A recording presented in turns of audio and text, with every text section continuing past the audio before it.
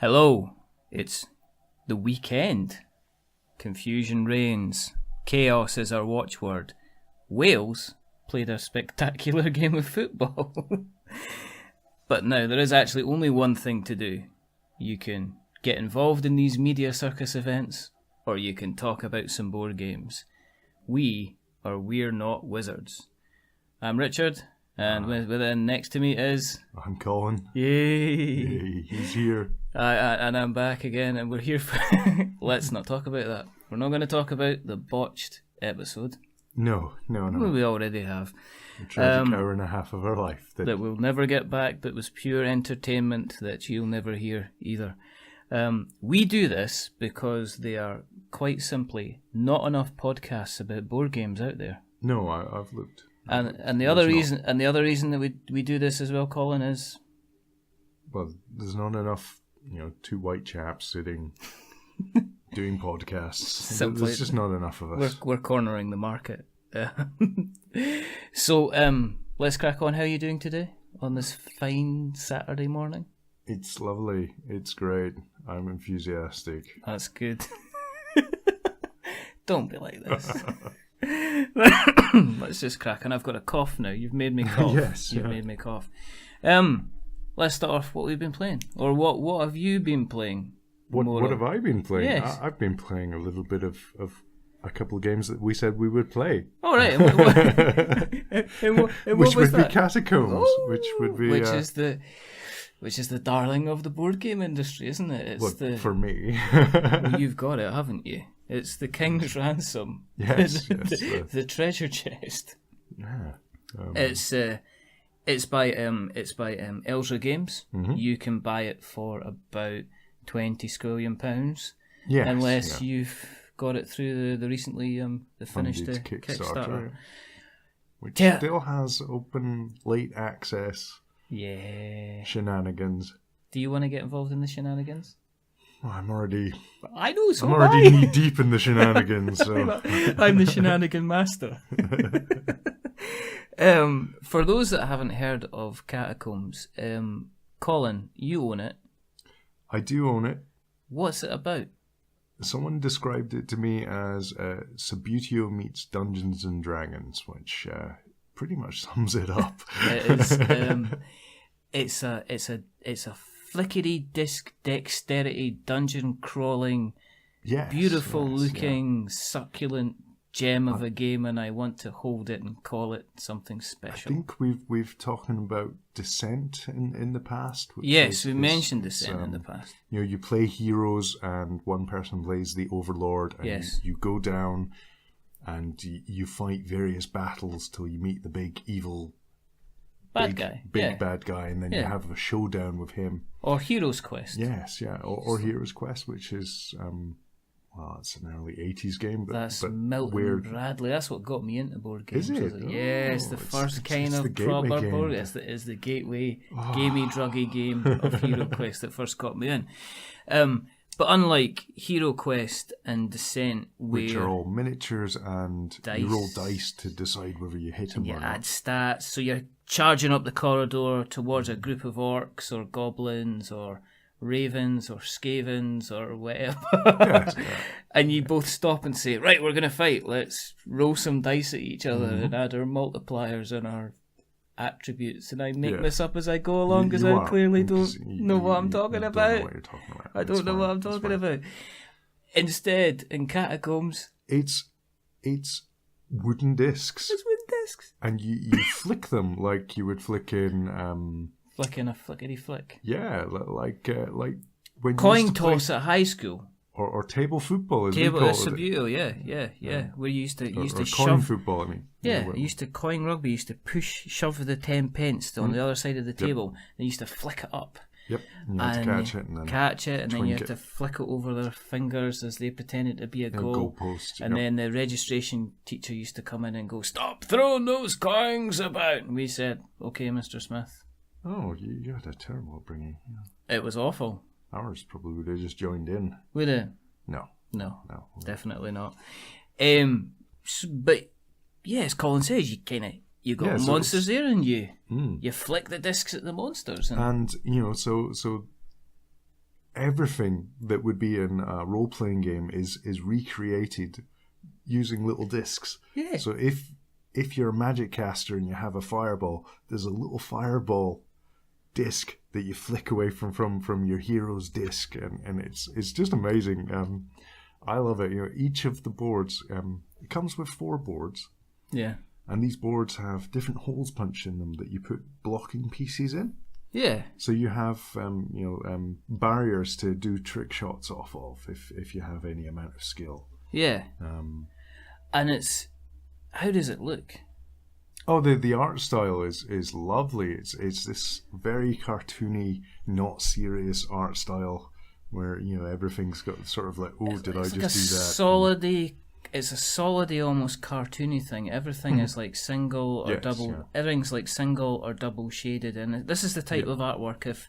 If somebody said, "How would you want to draw? How do you want to be able to draw?" I look at this and I go, "That would be cool," because I'm quite a precise kind of arty type guy, and to have kind of just you have to look at it. It's just beautiful. It's stunning. This is the artwork of the 3rd edition, which is the current edition, which is out now.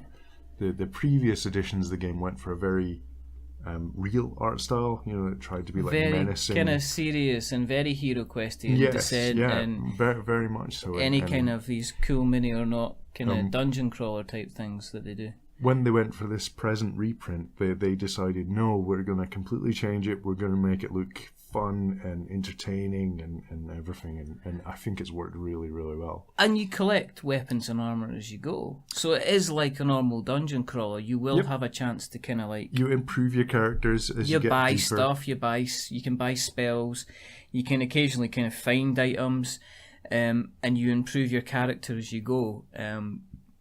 The only thing that obviously you can't improve is the dexterity of your finger. No. And I was... I'm sorry, Richard. Oh my God. I was... You were less than superb at this game. I was unlucky. I couldn't help it. I had like one character, and I thought, all right, cool. I've got enough gold to buy this additional attack, and it was what it was. It was like a companion animal that you had, and then what you could do is you could launch this a companion animal at these other things, and I was like, right. You guys are toast now, all your little dungeon things. But what you had to do is you had to pick the thing up and you had to roll it on its edge. Yeah, you couldn't even do that right, could you? Right. Oh my God, Richard. It was just kind of... It was just a... It's the guys, they were like doing all these amazing shots, and then it'd be Richard's going, I'd be like, yes. Listen, I think it ended up getting it in a closed teapot was just a skill shot. Yeah. Extraordinaire, basically. In terms of, I mean, there's no dice involved. The rules are very, very basic. This is something that, this is a gateway game. Well, perfect game for someone that doesn't know anything about board games or for children. If you want to kill an hour with entertaining some people that have no interest in this, it's a good laugh. Yeah. And open a couple beers, give them to the 9-year-old. And just... We're not condoning, of course, beer for children. Obviously, Alco Pops are available and they taste a lot better. Yes, exactly. Yeah, they're going to go beer. This tastes awful, Dad. What are you doing? But Copperberg with some ice cubes. It's just like fizzy Ribena. Or a Wicked D. Mad Dog 2020. Oh my God. Those are the days. Tasted like Kiora. What are you doing? I'm a child. I'm drinking child juice and I'm wrecked on the swings, complaining about my life. But it's really, really easy to play, of course. Is it worth it? Well, yes. Yeah, of course it is. It's the price, though. It's still a little bit pricey, but I've seen it on Amazon for $150. But 150 mint box, which no, it's not worth 150. What you should do, because they've just done a major Kickstarter to release a variant of the game. Yeah. It means they're going to have a whole load of extra copies, which means it's going to go back to the retail sites again. Yeah, it's going to be on Amazon. It's going to be on Board Game Guru and sites like that. Unless, of course, they decide to do what they did last time and not reprint No, they did. Well, I didn't get mine through the Kickstarter. I got mine through pre-ordering through one of the sites. All right, well, that's good. That's good. Yeah, I mean, if you can get it, if you can jump on, I mean, if you're looking for something which is, it's so good. It is just one of these, it kind of ticks all the boxes. There's no real annoyance about it unless you're absolutely useless. Because it's dexterity, because it's your physical skills. You're not having to learn crazy mathematical formulas. It's not luck-based as well. So it's not a case that you could be playing, say... Well, it's luck-based, it's dexterity. Well, it's dexterity, but it's like a little bit of skill. There's a lot more skill than there is rolling a set of dice. Yes, of course. Yeah. I mean, if you're fighting against somebody in a corridor in Descent, it's like you could have 3 rubbish rolls in a go, and that's it. Your character could be potentially wiped out. Where in Catacombs, if you got those fingers, and those fingers are flicking, and they're flicking well, exactly, they're fine. You're good. I took it was last Friday now. Yeah. Don't mention two guys that had never played, and one guy that had played the game before with us. Who's that? Leo. Oh, Leo Mr. Leo. Yeah. Hi, Mr. Leo. We know you. Mr. Leo. We know you. No, he knows he's called Mr. Leo. Yes. He'll be on here, and you'll know why he's called Mr. Leo. He's a character. He is a character. We made him up. He doesn't exist. He doesn't actually exist. It's been a tapestry of lies. It has been, but you'll get over it. No, and showed them how to play, and within about the first 15 seconds, they went, "All right, we understand how to play now." Yeah, I mean, it was, and when I played it, I mean, we had it doesn't even take that long to set up. Nope. This is the other thing. I mean, there's no. You play, and I'm not going to keep on going back to Descent, but any other kind of dungeony crawler, and even like things like Imperial Assault. Descent will the other great thing, because it's dexterity, because it's so quick to set up. You're looking at something that Descent, to play a map, will take you about, I don't know, 2-3 hours. 2-3 hours, yeah. And it's commitment, because you get to the point where you've got all your cards laid out, you've bought all your additional spells and equipment and everything like that, and then it's packing them all away, and then if you take it out again, it's going to the rigmarole of going through all the cards or sectioning everything off and finding it again. Whereas in Catacombs, it is just a case of you've got that, you've got that, you've got that, you've got that, and you can continue your campaign. Well, a campaign takes an hour. To play the entire thing takes an hour. That's it.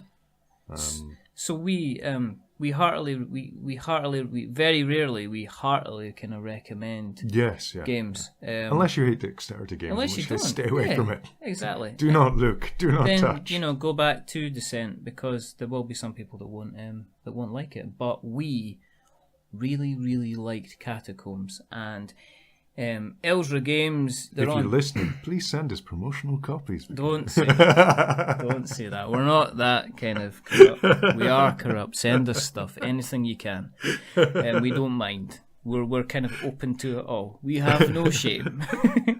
Well, not when it comes to Catacombs. We're ready to be bright. Catacombs will build a house out of catacomb boxes. Yes. So that's that. Now. Yeah. It is foggy in old London town.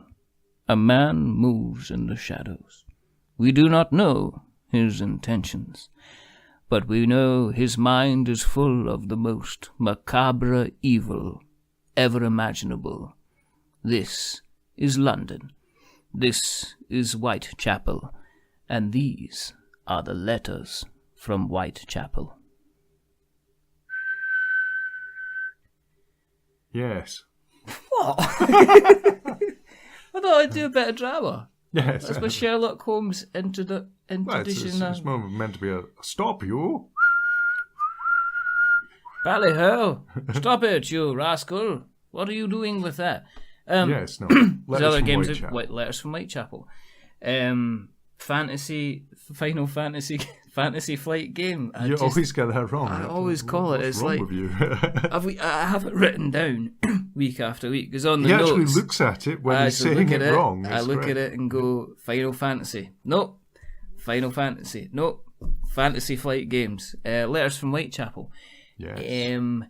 It's a hidden movement game. Yes, which is it. We've not played one of them at the club for A long time. Long time. We haven't been here for a long The long best time. one of the quality that we've played. Yeah. Yes. Letters from Whitechapel is essentially it's a hidden movement game based around Jack the Ripper. Yes, yeah. So And bit macabre, but Yeah, bit macabre. Maybe some people won't like the subject matter. Obviously, it was a little while ago, and it's a theme. But the idea of Letters from Whitechapel is a hidden movement game, and one player plays the Jack the Ripper, the infamous Jack the Ripper, who's trying to get from the scene of a murder back to the hideout. And the other people play the police officers that are trying to outwit him, guess his movements, and ultimately catch them. Now, for those who don't know what a hidden movement game, because obviously we're not wizards, we like to explain a bit more. We don't try to assume that you know this stuff. Hidden movement games are an interesting genre in the fact that usually one of the players doesn't have a physical presence on the board. Yep. And what happens is that they track their movement through kind of like pen and paper at the side. They track where they are, and then the other players move around the board in an attempt to try and either capture, evade, find, wherever these people are. Yeah. Yep. Obviously, we played this a couple of times, and I really like this game. Yeah, you enjoyed it. I really like this game. No, I was giggling hysterically during the game, so I must have enjoyed it. I think what it is essentially what you do is the board is a map of the old Whitechapel, and it's sectioned off into between. There's little circles, numbered circles, which are numbered 1 up to 200 or something like that. Yeah, something like that. And they're all over the board, and those are Jack the Ripper's spaces. And what he does is he moves between the numbered circles. In between those numbered circles, within the same grid, are little black dots, and those little black dots are where the police are. Yeah. And essentially, what happens is Jack has the ability to move a square, or he can take a coach. Which allows him to move a couple of squares, 2 moves, and it also allows him to drive past any police that are in his way. And he also has the ability to jump up an alley.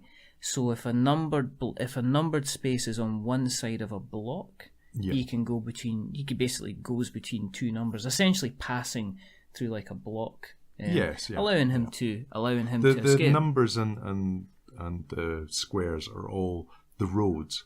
So when he jumps down an aisle, it's basically he can jump to the other side of a building. So he's bypassing. It's almost like he's going through a building in order to try and escape.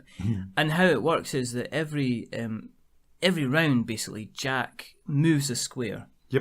Which the police obviously have no idea where he's going to move to. But the police will move either 1 space or 2 spaces. Just one. And just you... one space. It was 2? No. I must have cheated then, because I moved 2 a couple of times. No, I'm sure it's only 1 space. Well, okay. If it's wrong, it's wrong. You move spaces. Well.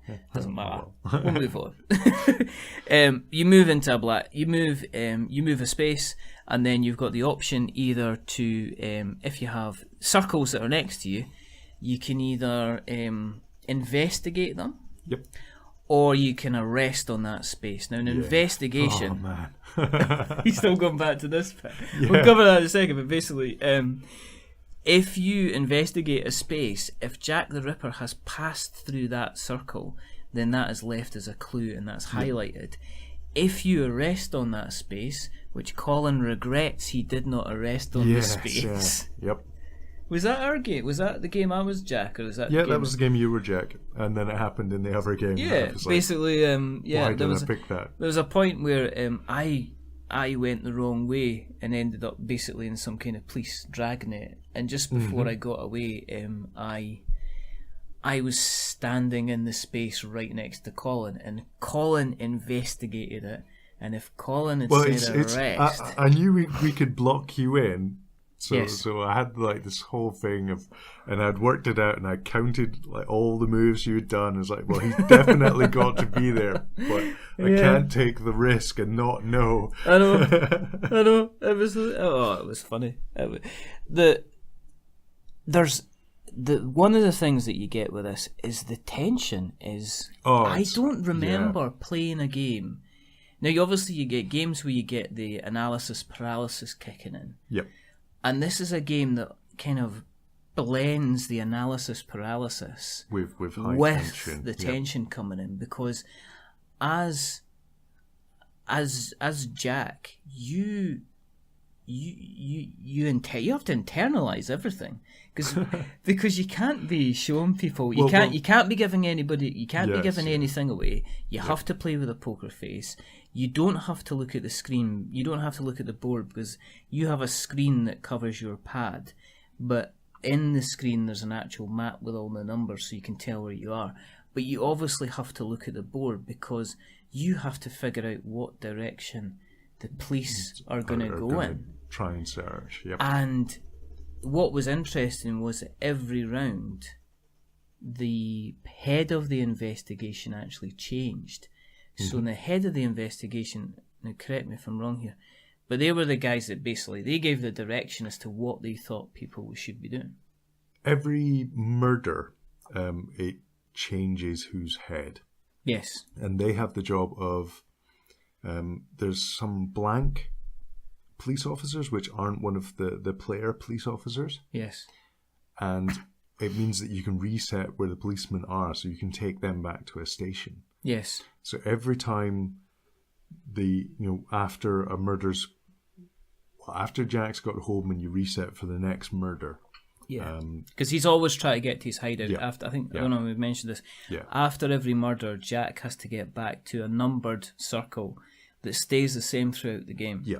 Yeah. And the ultimate idea of the game is that you remember clues from previous places to hopefully create almost like a dragnet area where you reckon he is going to be going where he's trying to get to, yeah. But him coupled in with not being able to say anything, and the fact that when Leo was playing Jack, that I just constantly... Oh, he kept on screaming this one number in his face. I was right, though. I was like saying, it's 62. That's wrong, it was in the area. It's 62. It's 62. It is 62. Everybody go to 62. And it was right, because in the game where he was his first round, I basically chased him all the way through. I was three moves behind, he says, but I was hitting clue after clue after clue after clue after clue. And... and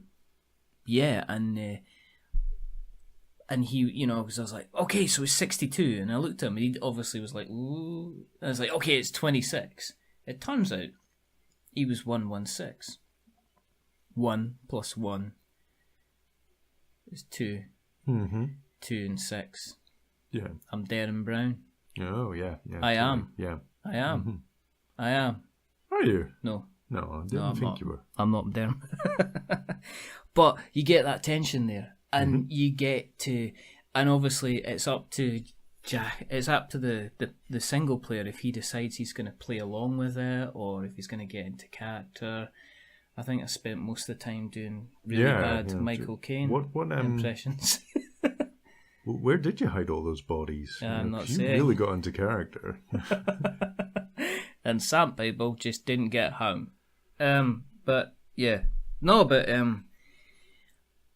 You've got, and obviously as the round goes on, you start to know where the hideout is. So you've got to, do we try and catch him in the act, or do we try and make sure we've got... catch him on the trail, or do we try and stop him from or do we try and home, stop him from getting back to the hideout?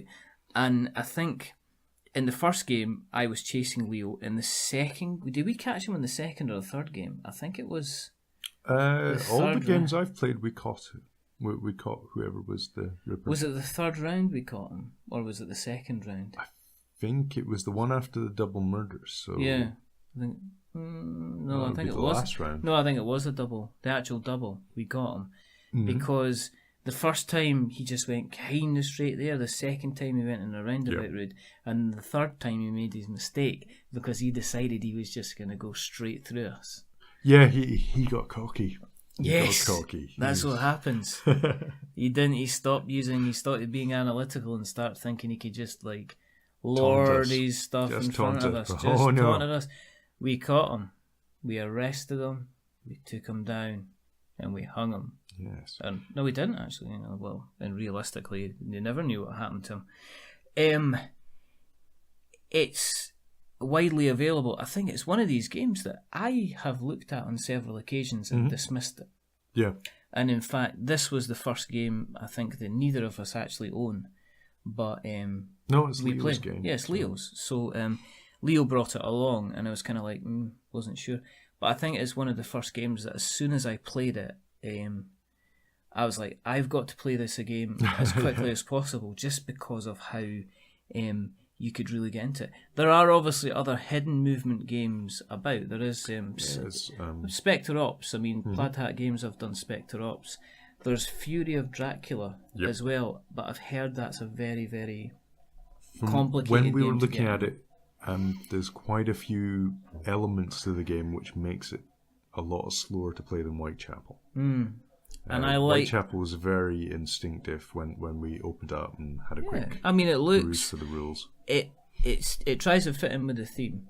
Yes, it looks like the rule book and the production is the board game it's actually typical fits Fantasy in with Flight. It's lovely. It's a ye olde trench. Yes. Why? You need a trench, I have no idea. But there's not that many pieces, so the trench actually works. Yeah. So we will give you that. Final Fantasy, Fantasy Flight, whatever you're calling yourself this week.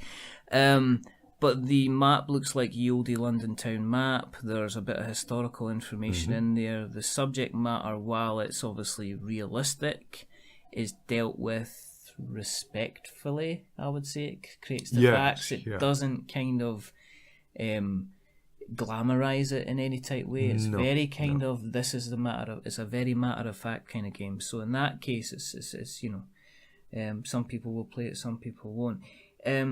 It's relatively inexpensive. It's about I saw it for about £32 in various different places. You could probably pick it up. You could probably pick it up cheaper, second hand if you wanted to. I can't imagine many people really wanting to part with it. No. It would definitely be a keeper for me if I had it. Yeah. It's definitely very, very easy to learn. Yes, very ridiculously. Yeah. I mean, I think if you've got a group of 3 or 4 people, there was a few little, the first time we played it, it's like, well, where does it start? Does it start on number 1 or does it start before number 1? Which was the only thing that we had disagreement over reading the rules. Yeah. Which is unusual for a Fantasy Flight rulebook. Yeah, no, they're usually so straightforward. It's like, it's like reading a map in a treasure chest that's on the moon in Latin. Totally. Yes, yeah. No, it's not that bad, but they can be a bit. They can be very, very. They can be very, very Fantasy Flight. Jumping about bits of the rulebook. Yes. But then, as we said before, a lot of these companies do have play-along videos. You don't really need a play-along video for Whitechapel. It's very, very easy to pick up. It's very enjoyable. And yes, it's another game that we really liked. And we says, if somebody says, "Oh, I've got Whitechapel, shall we play it?" Your answer is yes, quite simply. To be honest, the format we're going for is probably games we enjoy. So. Probably. We might. Well, I don't know. Oh, yes. Right, okay. So, Catacombs, Letters from Whitechapel. Hug them, love them. If you see them in good games, puppy adoption schemes, pick them up because they'll be lovely and best friends for life. Get them off the shelf. This is the section of the show. If you want to play along at home, then get those fingers on those buzzers because it's all about to kick off. Get them off the shelf is basically when we tell you what we're going to be playing over the next couple of weeks before the next podcast.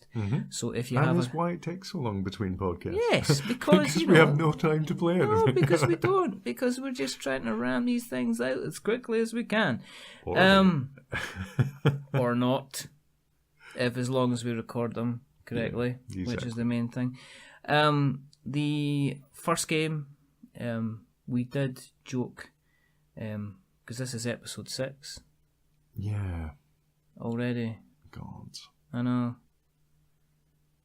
We've still got another 11 to go. Episode 6, the last. It's the Return of the Jedi. One of the games that we mentioned near the beginning of the podcast was YS. YS, yes. So I did say to Colin that we would be playing YS. I do champion this game at every opportunity. And it looks so awful. So one of the things, playing it. Well, one of the things we're going to be getting off the shelf is YS. Who's it by? Do you know? I can't pronounce it. Yasseri Games. Oh, it is, yeah, because I looked up their website. Yep. Because I was looking for a link.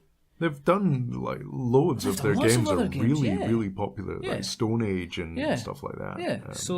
Yeah. So that's the first game we're going to be playing, which is about duels and trading and stuff like that, isn't it? Mm-hmm. You'll correct me if I'm wrong. The second game we're going to be playing is the one that's, that doesn't know how to box itself properly. It's Dungeon Saga by Mantic Go home, Games. Dungeon Saga, you're drunk. You come in here with your inadequate boxes and your slightly poor delivery times on your Kickstarter campaign, but I've ranted. I think you have. Yeah. My counsellor says I need to vent and then move on, so I have vented that's and why I'm we moving do these on. podcasts. Well, pretty much, yeah. It's either that or I'm going to get weird. But I am going to play Dungeon Saga. Mm-hmm. I did say when I ranted we're going to get it to the table, we're going to play it. But you do own it, so you may as well. You might as well have it. Yeah. If I've got it, I might as well play it. So over the next couple of weeks we're going to be playing Dungeon Saga by Mantic Games, and I'm going to tell you whether or not it's worth it or not. Yeah. Because it is available in retail, even though people potentially who have pledged for it still haven't got some of their stuff. Ooh, Mantic, what are you doing? What have you done?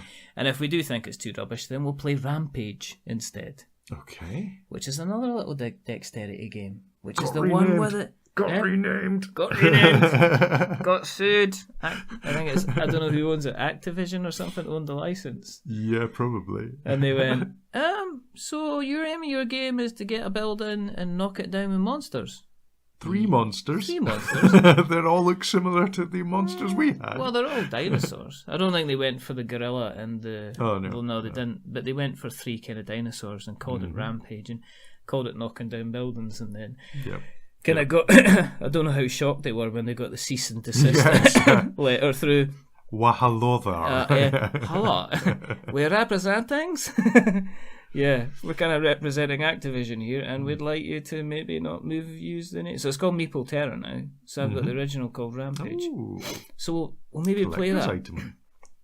I don't think it is. No. Oh well. We played it ages ago. I think it was one of the first games. One of the first games ever brought along. Yeah, it was. So we're might play it depending on how we get on with Dungeon Saga. Yeah. Because I might just get on with Dungeon Saga and put up a video going, here it is, in the bin. Oh, and some people still haven't got their Kickstarters. Oh. No, let's not. Come on, let's move on. Anyway, so that's what we're going to be playing. Dungeon Saga, Mantic Games, and YS by Yasaria. Yep. I guess, and I'll double check that, and obviously there'll be a link in the show notes. The next thing that we always like to do is we don't give them a flick. We give them a kick. A kick. I join in with these things. You do. You do. Give him a kick. Well, obviously we're too late to talk about the Catacombs. Yeah, it's sadly finished.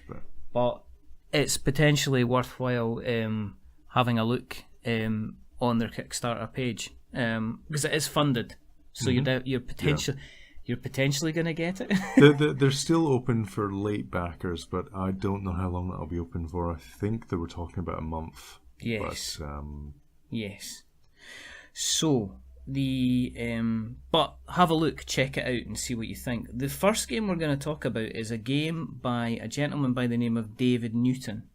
The game is called Temp Worker Assassins. Now, basically, Temp Worker Assassins, it's a deck building worker placement game, and you're basically playing as a temporary worker who are secretly assassins. All right. So the idea of the game basically is that you get searched on entry, so you can't take any weapons in with you. Nice. So the idea is that what you're meant to be doing is you're meant to be... but it's just a wooden spatula, mate. It's a deadly wooden spatula. It's the poisonous lead-covered scissors. It's the extra sharp HB pen. It's the deadly crushing water tower bottle. It's kind of all... But, I mean, the idea behind it is that each player takes turns. You place your assassins in a fantasy office with an aim to steal as much stationery as you can, and also kill as many of the full-time employees as possible. So it potentially is kind of life imitating art, because obviously assassins are, like everybody else, moving on to 0-hour contracts and stuff. Yeah. No pension, no future. It's an actual shame. But each employee is obviously given a name, a rank, and obviously an amount that you get if you successfully dispose of them. And the player with the most gold at the end of the week kind of wins the game. So you build a deck, you play it over 5 rounds. It usually takes about maybe 45 minutes to an hour, so maybe an hour for the first game. You basically go around, you steal the stationery, you sneak around the office making sure you don't get caught, and you kill the extra powerful employees. You get different department cards, you get different targets. I like the artwork. Now, I'm sure if I show... I'll put this up to the camera so everybody can see it. But it's very, very kind of pencil-y illustrated. It's very similar to the type of stuff. Is it fantasy style? Is that a hobbit? He looks like a hobbit, doesn't he? Yeah. Just the no shoe thing. Yeah, I don't know what that was all about. You get like an advert, get target cards like the advertising barbarian. Yeah, it might be a wee bit fantasy then. But it could be good fun. But you get 35 target cards. You get department cards, so you get like the malevolent R&D department. Yeah. You get basic strategy cards, so you get the fairly sharp pencil. You get other stationary cards, which you get like the bevel-headed keyboard, which tells you can discard a card and then add 3 to your attack. And then you get turn markers. These are added to the game each day, so you get kind of like an additional cards that make a change. Yeah. Obviously, meeples. You choose your starting deck, and there's no difference between kind of people's sets apart from colour preference and stuff like that as well. Okay. So you place an assassin in the office, and then they occupy in a department, they attempt an assassination, and then everybody keeps playing until all the targets are assassinated until the end of Friday, in which the player with the most gold kind of wins. Righty. When I looked at this, which was on Monday, it just launched. It had 29 days to go, and it was out. Its target is £5,000. It's a UK Kickstarter. Oh, home team, yeah. Well, home team, because the exchange rate's taken a bit of a little bit of a bashing. It's all hoping good to recover. We'll see. It was 29 days at £1,000 out of 5,000. 4 days later, now I've looked at it, it has now got 25 days to go, and it's at 6,600 out of 5,000. Nice. So it's hit its hit its mark. It's hit its market. It's got about 268 backers. Still got plenty to go, and there seems to be a little bit of a happy little thriving community. Yeah. It's good just looking at the comments that your man that's running the campaign, he's talking he's an active. awful lot to his chat. He's actually everybody kind of looking at everybody who's made a comment. He's actually going back and he's replying to all of them, which is good. Yeah, which is very, it's very, always a very positive good. sign. Yeah. Unless you backed a 3D printer. Are we going to keep going on about this 3D printer? Is this until I buy you a 3D printer? You're going to keep going on about? I'm not buying you a 3D. Scottish law, spoken agreement. We didn't agree to nothing. There was you shook my hand. I didn't even touch your hand. That wasn't your hand. Get off. Leave me alone. So it's if you want to look at them on Twitter, obviously there'll be a link in the show notes, but at TW Assassins is where you can find them. I like the artwork. The premise is unusual to me. Going in an office seems like a fun thing to do. Killing people. This are not. Is it Thursday already? Yes, kind of thing. No, it's it's a little bit fun. So that's Temp Worker Assassins. The next one it's a little bit of politics. It's a game called Statecraft. Now it's by a company called Inside the Box Board Games. Now, Statecraft is one of these unusual, or maybe not unusual games, in that it's already tried for funding before. Right. It tried a little while ago and it was unsuccessful, and it's obviously come back with a vengeance. Yeah. Definitely. But as I say, it's ITB Board Games. You can find them on Twitter at ITB Board Games. When I checked last, they've now currently got 12 days to go. The target was 8,500. Yep. And they are sitting at 18,800. Yeah, totally. So 18,800. So they have gone and they're funded and they're ready to go. They've got 540 backers. That's quite impressive. That is pretty. I mean, they're pretty good. And again, I think they're pretty. This is a boy. He's kind of making comments when he can. So he's he's getting in contact with people when he has. He's obviously taking the time. And we kind of like to see that. Statecraft itself is basically building up. It's a political strategy game. Now, what could be best than playing it? Because everybody, if they need anything at the moment in their lives, it's more politics. Yeah, totally. Yeah, absolutely. But basically, the idea is you build your own political party, and you develop a manifesto of ideas, and you gain as many supporters as you can. Now, strangely enough, it reminded me a bit of Pax Porforiana. Yeah. In that the fact that what happens first of all is that you essentially your first stage is to create the world. Now the world will have different political leanings, and based on those political leanings, that will essentially help you decide what the winning kind of manifesto you should be building up, and therefore the type of supporters you should get. Into voting for you. And you basically you'll have your. As I say, it's like Pax Porforiana, because you had like the anarchy, you had like American intervention and stuff. If you don't know what that is, go back a couple of episodes where we spoke about that at great length. About Pax, about Pax, which you really, really liked. So essentially what you're doing is you are, based on the political kind of climate at the moment, the next thing that you're going to be doing is you're forging your manifesto to say, based on the political climate, I'm aiming to do X, Y, and Z. Yeah. Your manifesto, in turn, should help you, with gaining supporters that are hopefully going to see what you're doing as your manifesto.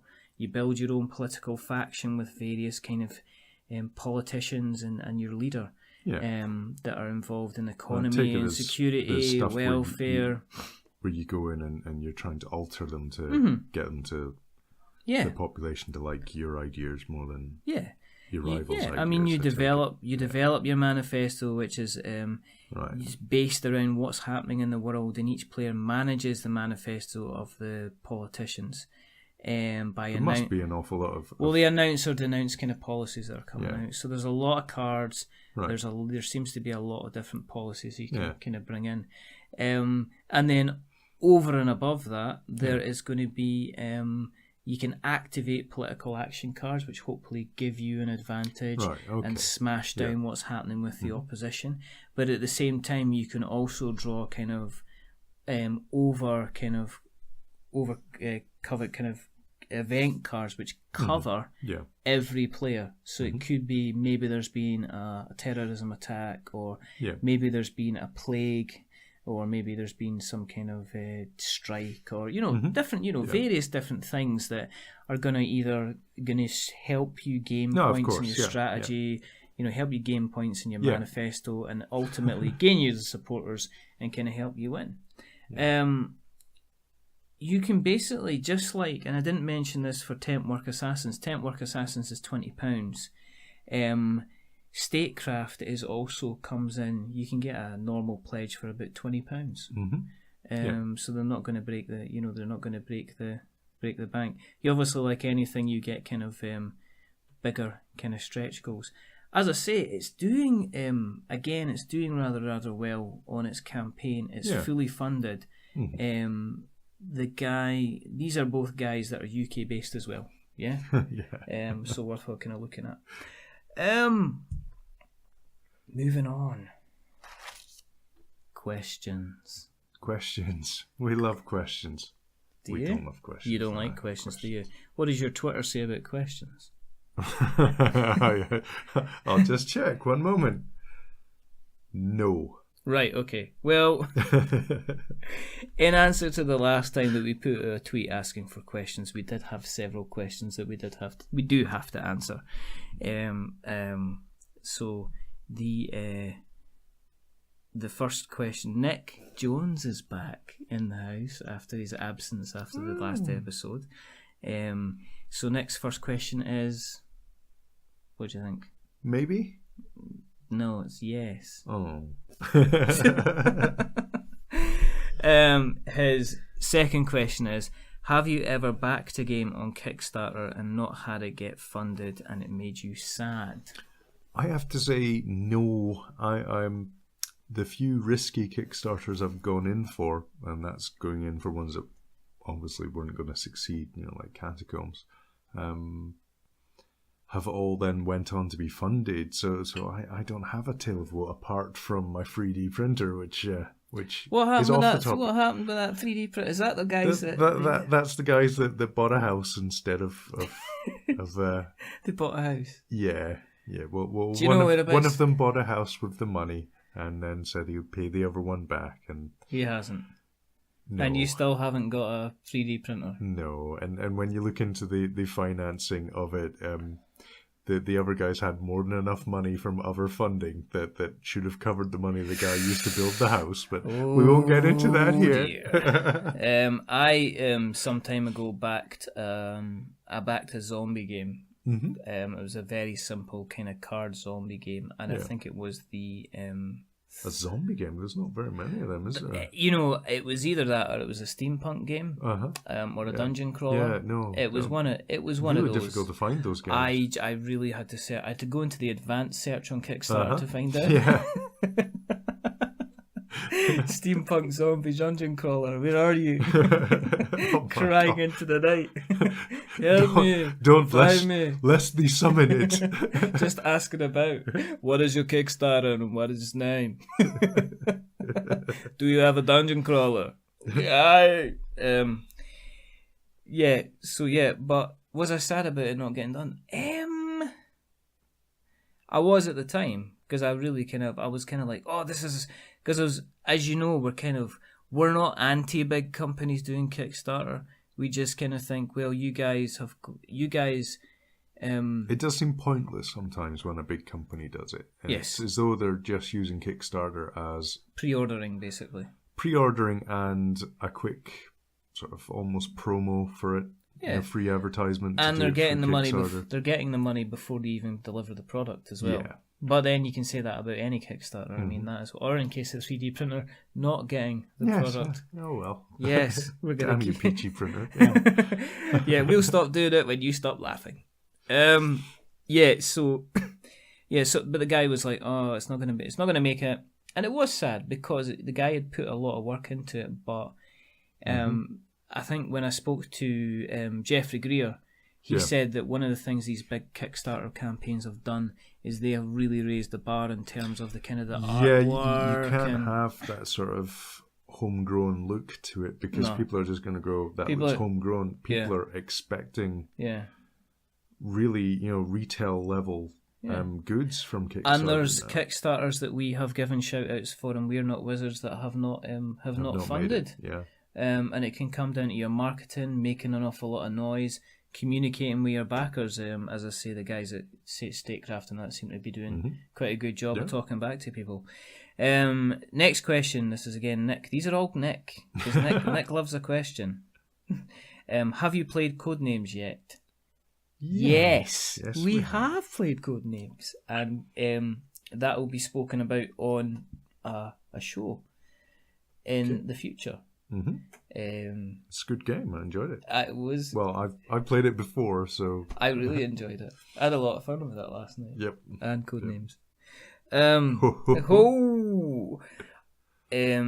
Is Chris Warcraft going to be a guest and talk tabletop games with you?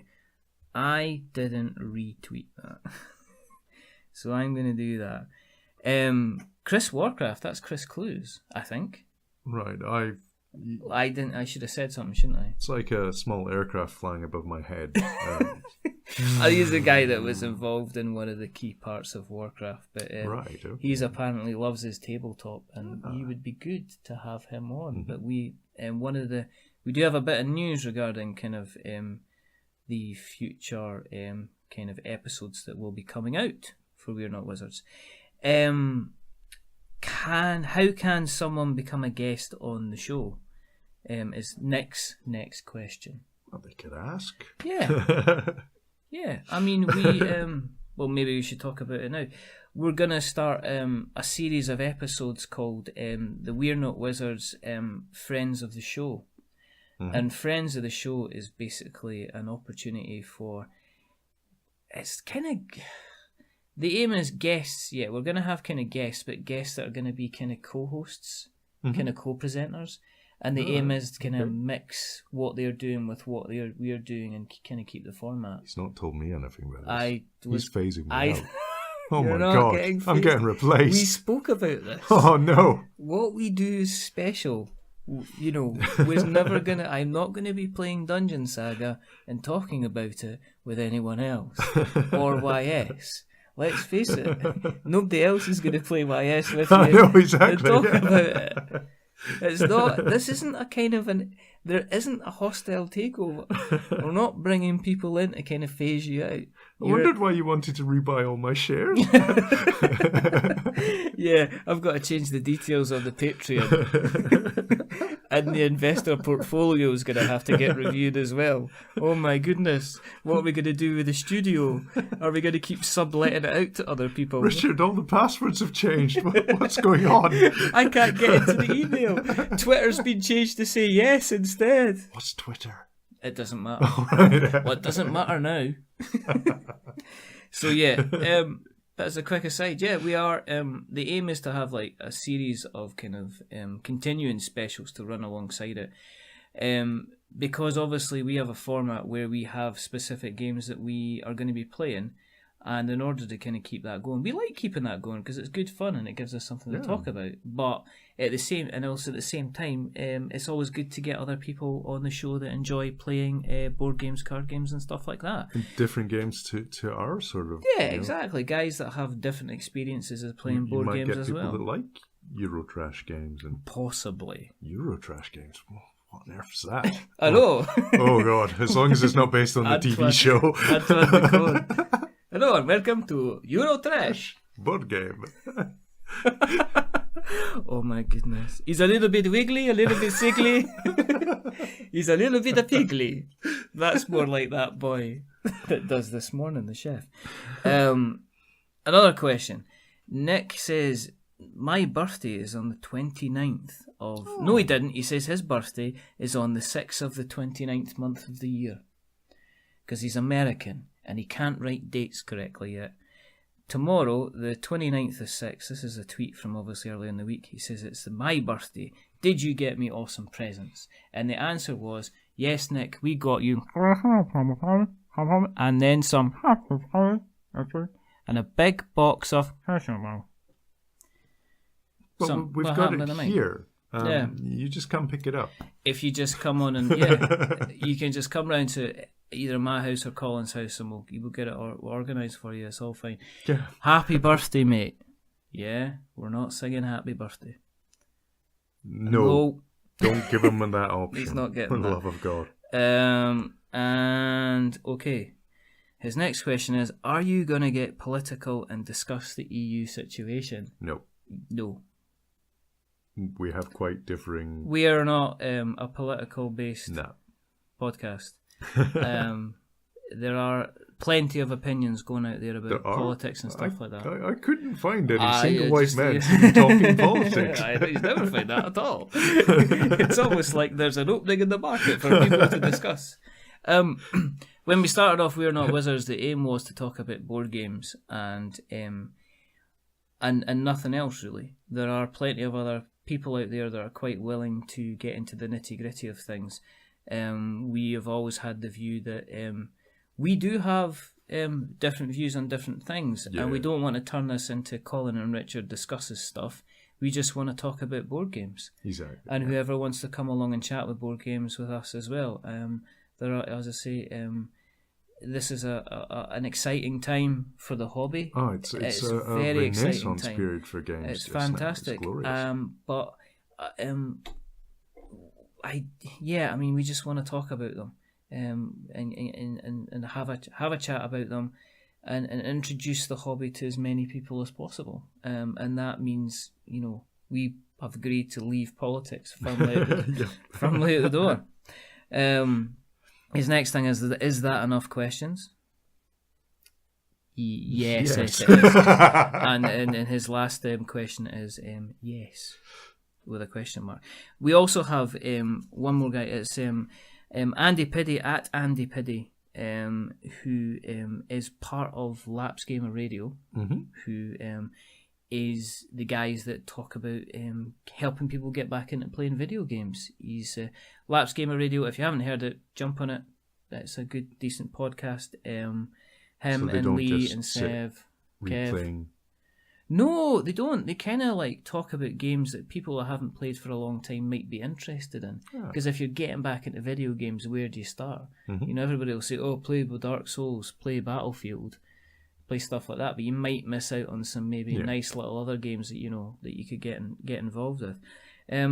Andrew said, how helpful are video game versions of board games to the board games industry? It's a really good question. It is a very, very good question. Unfortunately, it's quite split. Because the mobile versions of board games are so much cheaper than buying the board game. Yes.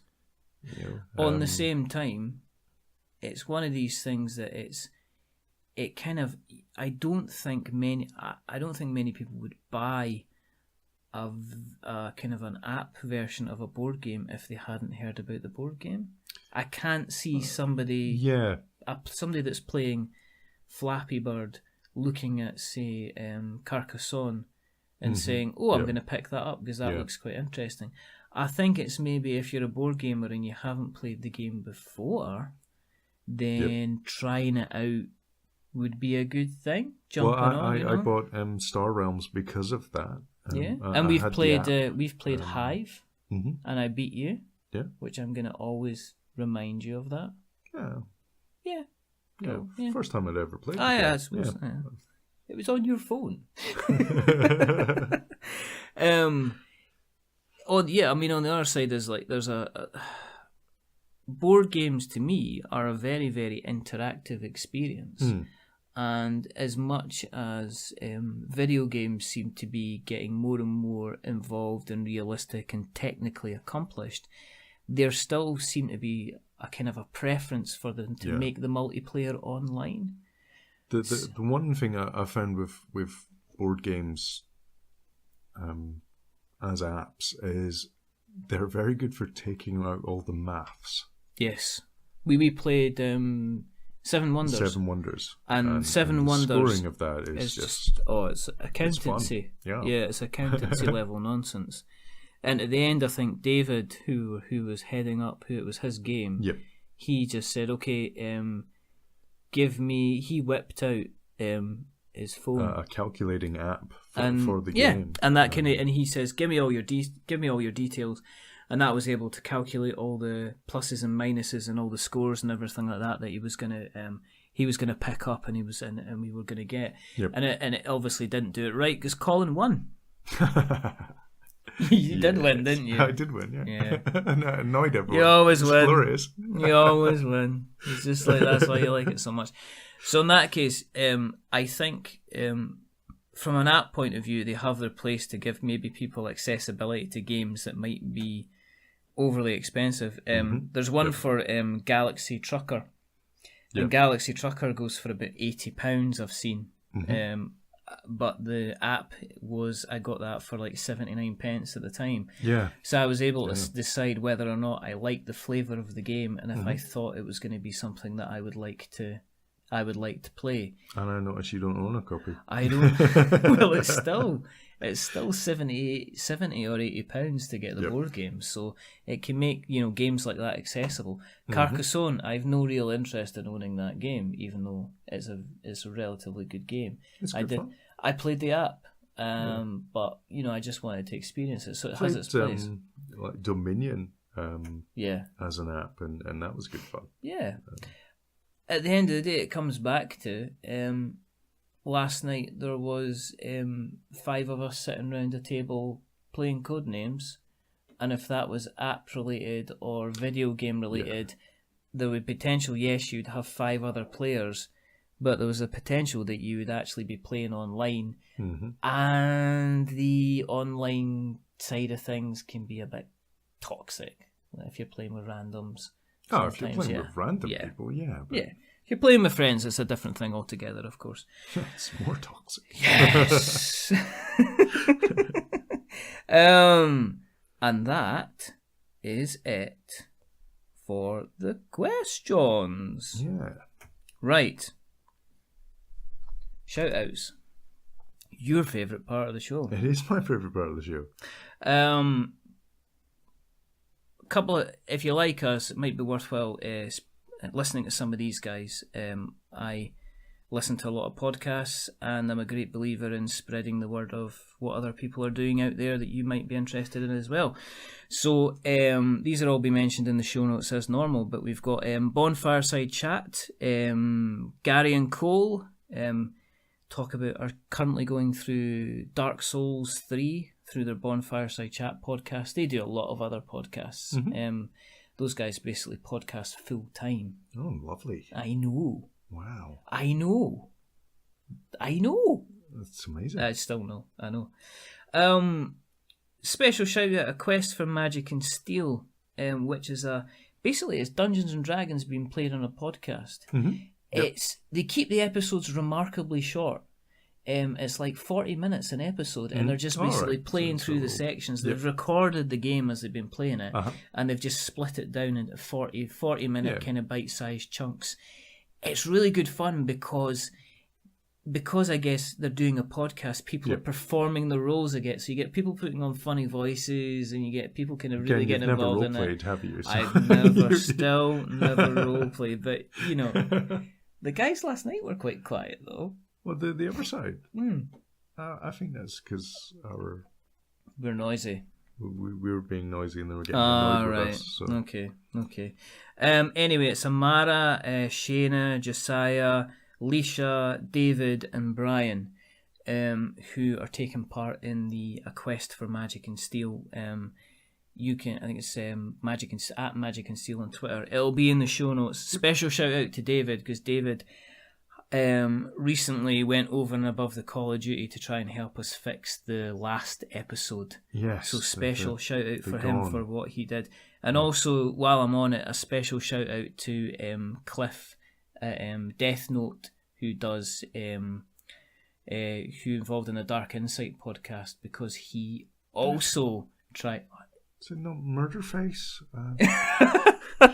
He also took the file and had a look at it and went, It's wreck, mate. It's wreck, mate.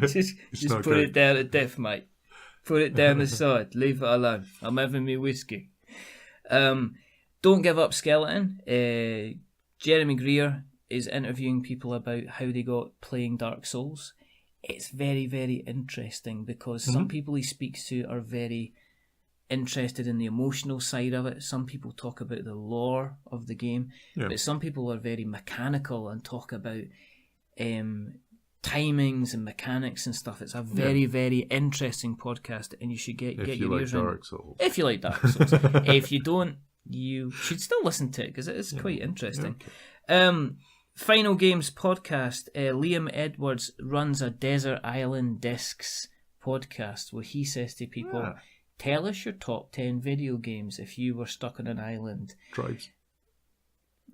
I don't like Tribes. Tribes Star Siege. Whatever. Tribes 2. Whatever. Then they didn't make any other Tribes games. So there was no point in playing anything else. He's had quite a few people from the video games industry. Steve Burns, Simon Miller, he's had Kate Gray, he's had Holly Nielsen on. It's anywhere between an hour and a couple of hours of just somebody kind of reminiscing, talking very passionately about the hobby that they love.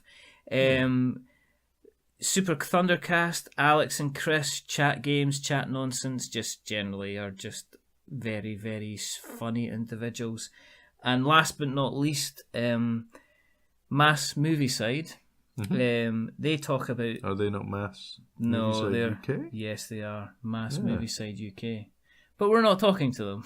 Oh, we're not? No. Chloe and Denise, or whatever your names are. Oh. And you can listen to their last episode to realise why. If you're going to listen to a movies podcast, go and listen to Films and Swearing with Stu and Andy. It's funnier. Aye. War, mate. Okay. Okay, shudder away. It's still okay. I'm not that angry about it. As I mentioned, next couple of weeks there's going to be potential guest spot episodes coming up. Called Friends of the Show, which will be a couple of specials.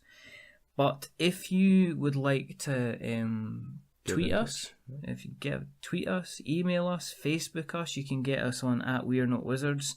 You can email us on magic@wearenotwizards.com and .co.uk. You can Facebook us, facebook.com/wearenotwizards. You can get us on Acast, which if you search for board games on acast.com, we're on the first page. Woo! Out of probably 5 other podcasts. Yay! But it'll do. It's acast.com/wearenotwizards. And if you want to find us on iTunes, you can get us on itunes.apple.com/GB/we're-not-wizards/ID 10841984005. Okay. It's not just, they can't just do a simple link. No. Apple. Good old Apple. Good old Apple. Anyway.